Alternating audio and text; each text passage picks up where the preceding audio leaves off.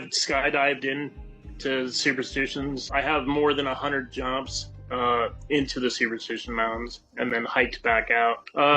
I've flown up and down canyons.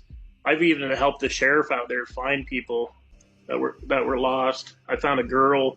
She was about 3 canyons over, hiding underneath a tree, and they said without me and my paramotor, they wouldn't have found her. There is some interesting things out there in the superstitions.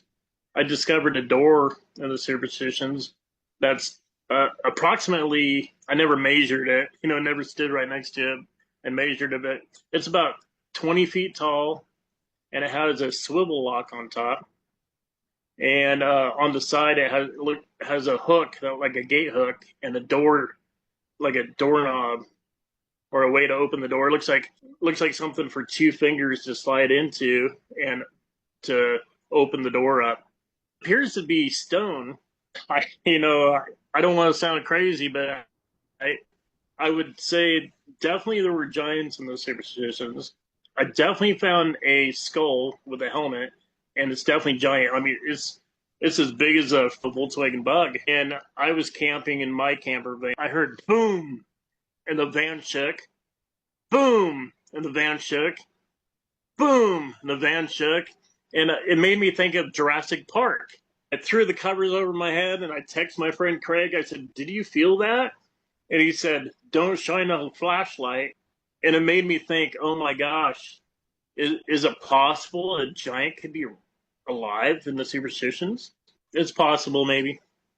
I think you have to know what you're looking for in order to find it. There's a lot of things that are hidden in plain sight.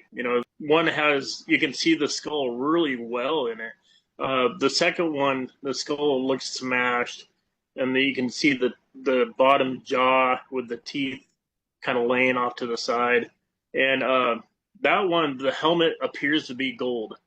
And on the side of the helmet, it looks like it's stamped into the side of the helmet of a lion's head and a mane.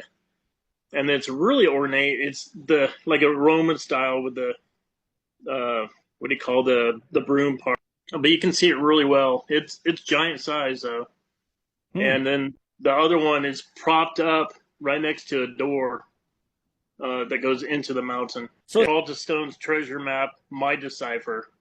There's a lot of people that say that they know where the Peralta stones take them, and I think it's great. The Peralta stones are very difficult to decipher. I've mostly researched it from the sky or skydiving in and hiking in, and I've researched like the canyons, trade routes, water levels over the thousands of years, and really thought about where would I live if I was Aztec, right? Or Knights Templar, where would I be? The witch casting spells, actually a shadow.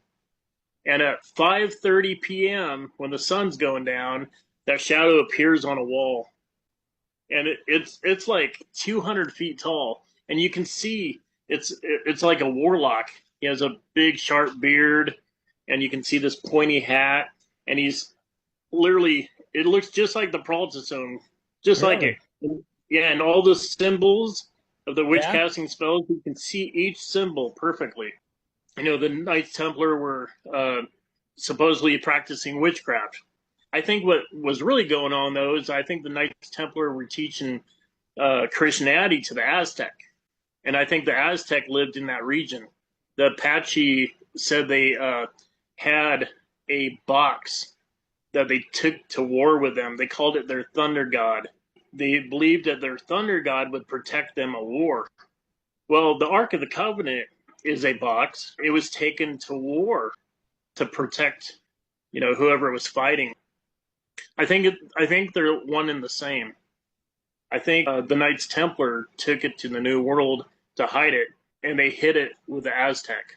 I also wrote another book about the Lost Dutchman's treasure, Story of Truth. It's called The Lost Dutchman's Treasure, Story of Truth. But if you can get a copy of it, I'll give you $1,000 for it.